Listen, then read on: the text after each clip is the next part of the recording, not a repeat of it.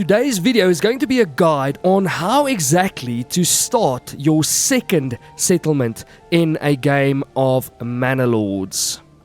So right over here, guys, we've got our first settlement, which is basically self-sufficient at this stage and doesn't need a lot of micromanaging, and that leaves us with a bunch of time so that we can focus mostly on our new settlement in our new region. So of course, guys, there's a few things that we need to keep in mind when starting a second settlement. First of all would be food, according to me. So if we look at our first settlement over here, you'll see that we've got one rich resource in this region. Only one, which means that the soil will be very fertile. Heading into something like Emma, you'll see that basically everywhere in this region we have the possibility for farming, because that will be your other rich resource. Each region comes with two rich resources. If you only see one on the map like iron, it means the other rich resource would be your soil.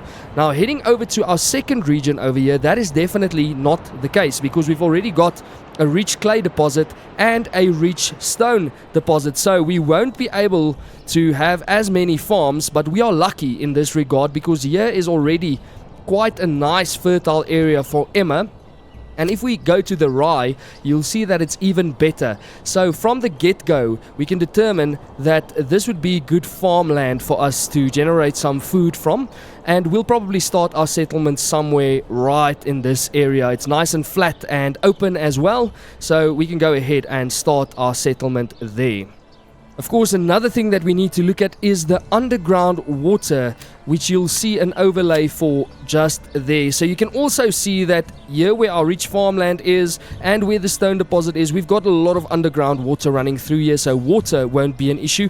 That means that the food and water crisis will be easy to handle. Then another thing that goes with that hand in hand, remember when you start a second settlement to do it early in the year. I'd like to do it in March, but we've missed that window. We're already in April, so we need to hurry up, because that's when food grows in gardens, and also if you have any natural food like berries, that'll be growing during the summer months and not so much during the winter. So the food crisis in this region can definitely be handled. And then the second important thing is obviously timber. That is the most important two resources when you're looking at starting a new settlement. It will be timber and food, obviously. So without any further ado, let's go ahead and get started. Okay guys, so heading into the construction tab at the bottom and going to the administration and military area, you'll see that you've got a settlers camp available right there, which we want to build. I'm going to do it about there. And then you have the opportunity to choose your amount of starting supplies: modest, average, plentiful. You can always go with average or plentiful if you have the funds, which we do. But I would prefer for this specific guide to go with modest. That is the amount of resources that you start with when building your very first settlement as well. So we don't have to make it too easy for ourselves. We'll go with modest. And there you go. You can see that we've got our settlers camp set up right there, and all these settlers ready to start working. So I've just zoomed out to get a bit of a better look at where the trees grow in this region, and I think doing a logging camp right over there is going to be our best course of action, because we've got timber all around us then, and they can start harvesting these trees from all sides. I'm going to get them started on that immediately. And then the next thing that we want to focus on would obviously be to start storing the supplies that we already have, so that they don't spoil outside in the weather. So of course, before we start putting down any buildings, I'd like to go ahead and just look at our fertility area again. So you'll see that the most fertile soil is basically between this little bush here and those two trees is where it starts. So what I'm going to do is just build us a road. I'm going to try and do it with a bit of a natural curve. I don't want to make it too straight, just so that we don't build over our fertile soil. And then we can also connect right along the tree line here this logging camp to that road, and we will start placing those two important buildings. Like I said, it'll be your granary right over there, and then we'll do a storehouse right besides it there. Of course, we also want to make a connection to the King's Road right there. And I see that an enemy unit has been spotted. We'll pay attention to that soon. So I'm just going to continue this road through the forest and connect it to the King's Road. And I think I also want to go ahead and give it another connection right through the trees on this side.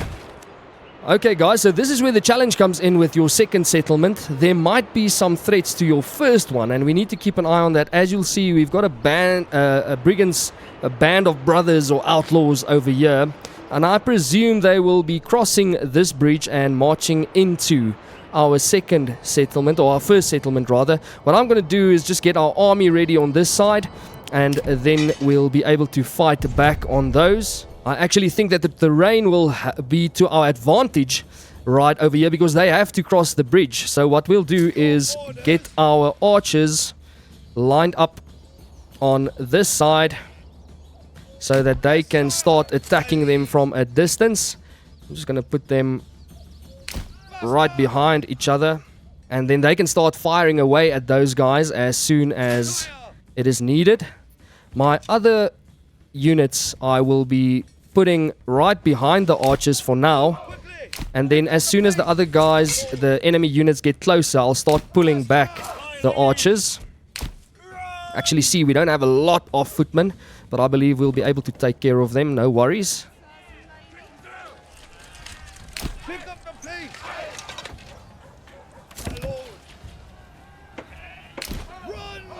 Okay guys, so currently we have got our spearmen forming a shield wall, trying to keep the enemy at a bit of a bottleneck on the bridge. Hopefully this tactic works.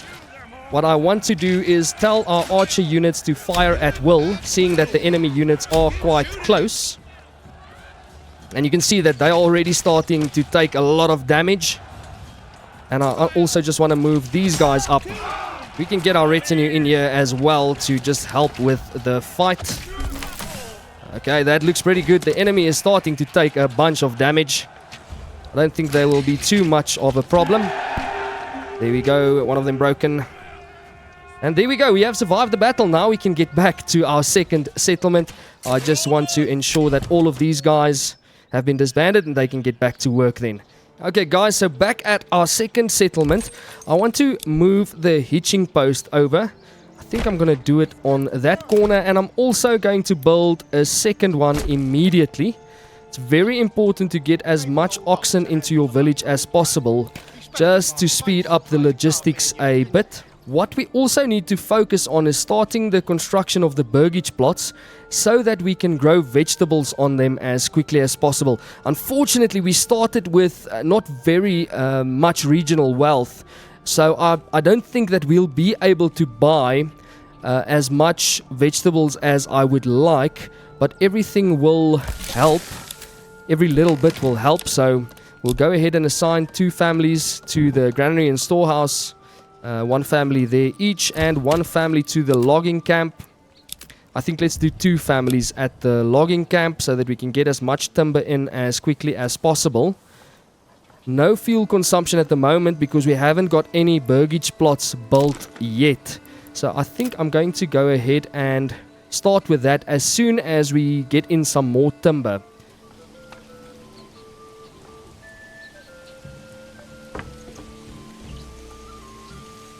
Okay guys, so as I've stated before, food is important, and therefore we are going to construct a forager's hut right now to have a family start collecting these berries. It's a bit far away from our village, but I don't think it's too much of an issue. A bit of traveling through the forest and they will be able to reach that area rather easily. And now that our second hitching post has been built, I'm going to purchase another ox immediately. So we now have all of our supplies that we began with safely stored within the granary and storehouse. I'm going to remove these families again so that they can hurry up with the construction of our forager's hut while we gather some timber with our logging camp over here.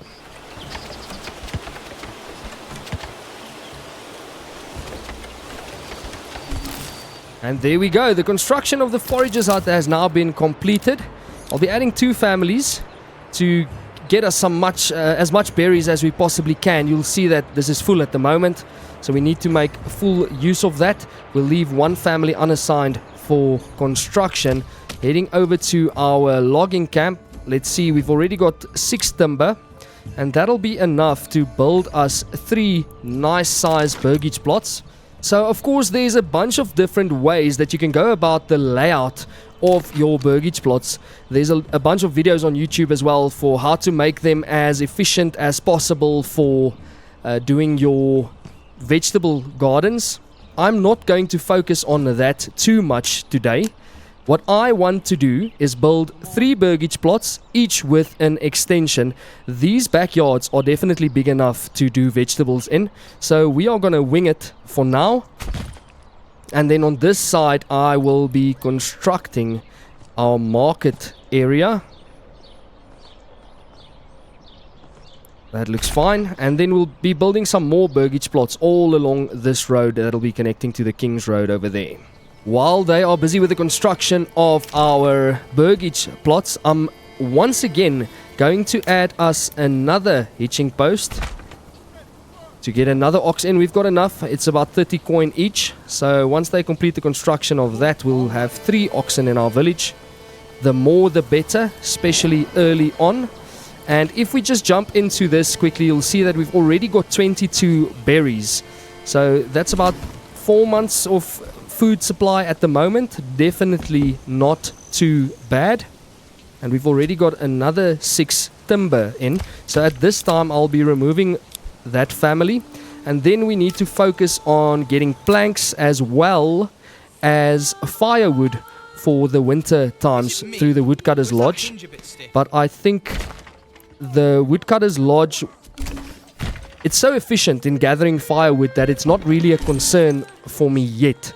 So I'd just like to start with the construction of our saw pit at least. I see that hitching post is done, so we'll add another ox. And then I want to let them hurry up with these burgage plots. Let's see if we add an extension. And then by constructing these extensions, we'll have enough room for all 5 of our existing families, as well as an additional family to move into our settlement.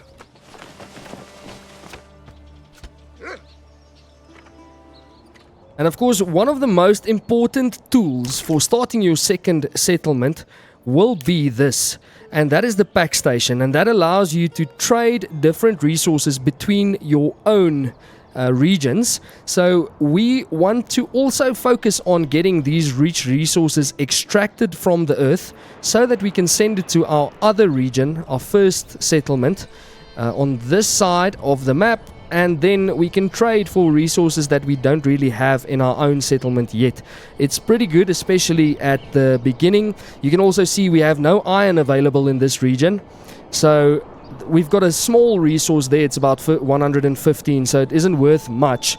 But that'll allow us to trade stone and iron between these 2 villages so that we can start manufacturing our own weapons in this second settlement.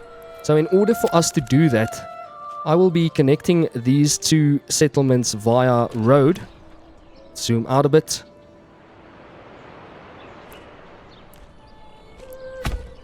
Okay, now that our woodcutter's lodge have been constructed, I'm going to add a family to that. We currently have enough fuel for 5 months, but remember that fuel is also something that you can export to start gaining some wealth into your settlement. So we'll be building a trade post pretty soon. I actually want to build a trade post right on the King's Road. That'll make trading a lot easier. Let's go ahead and see. We only have 1 timber at the moment because of all these constructions, and there we reached a small village already. That's the first level. So we want to wait for some additional timber to come in, and then we'll construct our trade posts probably right along the King's Road, and then next we'll start focusing on those resources. So we had a bit of a slowdown with our timber industry. You'll see that one of our families are sick. That was the initial family that I assigned over there. So I had to remove one family, the family from the woodcutter's lodge. We have got enough fuel for now. It's not something to worry about, even though I want to export that. but it's important to keep the timber flowing in so that we can add additional families to our settlement, and that's the only way to grow your workforce. I just don't like to do it too quickly because then food becomes an issue, especially in the first year.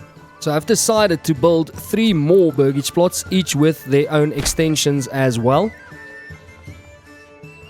And that way we can get some families flowing in. I won't be building the extensions immediately, but if we get 3 more families in, I'm sure that won't be too much of an issue. We've got 6 months of food supply left.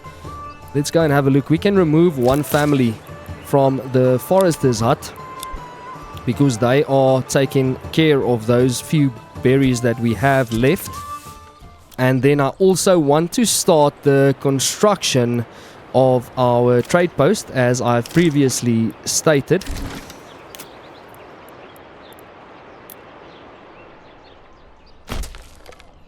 Okay guys, so just a quick recap. Everything is quite balanced at the moment. We've got 1 family on the logging camp and then 1 on the woodcutter's lodge, as well as our saw pit over there. So timber is being taken care of.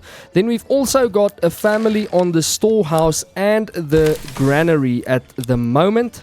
And then looking at our forager's hut here, we've also got 1 family there. So food is coming in, firewood is coming in, and obviously timber is coming in for building. What I would like to do next is just to start the construction of our farmhouse, because we need to get some crops in the ground this first year before winter starts. So I think what I want to do is build our farmhouse right here in the center of our fertile soil, and then we can do crops all around it. It's nice and centralized. We've got the granary and the storehouse right there, so logistics will be easier that way. Also going to start building some fields. I don't want to make them too big, especially for the first year, so we'll do 1 on that side. We'll do 1 on this side. And then we'll do another one in the center. I know that this is quite square. It looks a bit gritty, not too natural, but at least it makes logistics make sense. A change that I just quickly want to make to our saw pit is put a limit on the timber. And I'm going to say that I want 10 timber in reserve before they start making planks, because we've already got 40 planks and almost no timber. Okay, good. So our farmhouse has been constructed. We'll immediately add a few families to that. Okay, so what I want to do is add 1 family for now and then do the upgrade to the plowing station. And what we are going to say is that we'll already start with the crop rotation. For now, we'll only do rye. We'll focus on that. So the first field will be rye and then rye again, then fallow. Second field is going to be rye and then fallow and then rye. And then the field on this side, we'll let that one fallow for the first year and then do 2 years of rye after that. So now everything is nice and balanced regarding the crop rotation as well. And you'll see the 1 family will start immediately plowing by hand. But as soon as that upgrade is done, then they will go and grab an ox and then the plowing will go a lot faster. Okay, so they've already got the 2 oxen there that they've manually gone and fetched. You can also add permanent livestock assignments to your farm, especially later on in the game, but for now that isn't really necessary. And then looking at our timber industry, we've got 4 timber and 60 planks at the moment, so we can already start with the construction of our vegetable gardens, even though we won't have enough money to plant them yet. It's almost winter anyway, so we'll just get the construction underway. I'm going to do vegetable gardens in all the plots that we have constructed so far, and then when we add additional plots, then we'll do things like chickens or goats or pigs. You can also see that there's currently no berries left. It's already September, so I'll be removing this family from the forager hut. They are of no use to us over there, and then we can either add them to the to the farmhouse, but I don't think I'm going to do that. I want to start the construction of our resource extraction over here, so that'll be the mine, of course. Let's just go ahead and look. Right over here will be our quarry, which we'll construct right there, and then we'll build them a road. And then I also want to start the construction of our mining pit for the clay, and then connect that with a road as well. Now that our fuel is starting to look pretty good, we've got 11 months of fuel supply. I want to build a charcoal kiln because it's much easier exporting charcoal. Well, actually you get more for it than you would for the firewood alone. I just don't want to build it too close to the houses. So I think we'll put it about here. And then we can get another family in there as well. We have currently got 5 months of food supply left and no more available living space for people to move in. I'm going to leave it as is. I'm not going to build these extensions yet until the winter has passed and we can get some more food in our village. We only have the berries available at this stage, so we just need to be careful that our people don't start starving of hunger. We can also see down here that our farming families have started planting. So here's something interesting. Because of the change of season, the year has actually started to turn over on our farm. So you'll see the field that they initially plowed to plant rye on has now already moved to the following season. So this field is actually not going to be planted this year. Rather, they have started plowing this field by hand, which is going to take forever. So we need to add at least one ox to the farmhouse so that they can get this field planted quickly and start growing those crops for next year.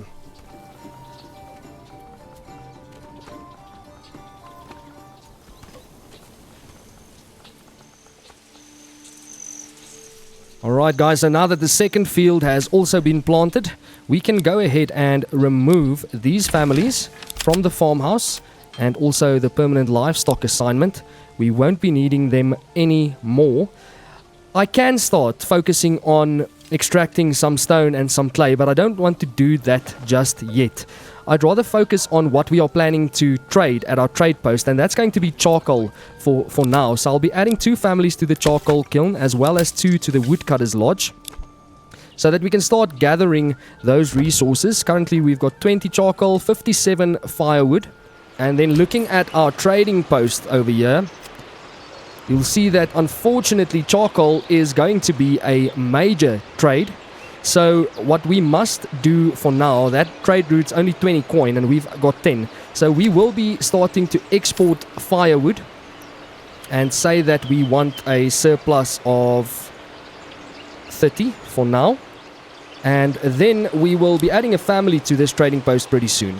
I think what we'll do is we'll remove the second family from the charcoal kiln because we are not focusing on exporting that right now, but rather firewood. So that family we can add to the trading post.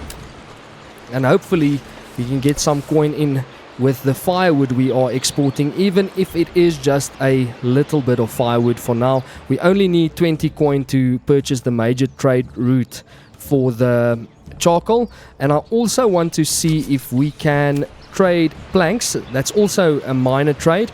So we can go ahead and export planks and say that we want 20 of those in surplus for now. So at least that's 2 products that they are exporting for which we do not need major trade routes. Once again, looking at the trade post, you can see that they have started adding some planks and firewood to their pantry or their storage, and pretty soon we'll be seeing an influx of coin into our settlement. I would also like to get started on the construction of our windmill, and we'll place that right next to the granary over there. And then along with that we are going to need a communal oven. There we go, right there at the farm tab. We'll build a communal oven as well.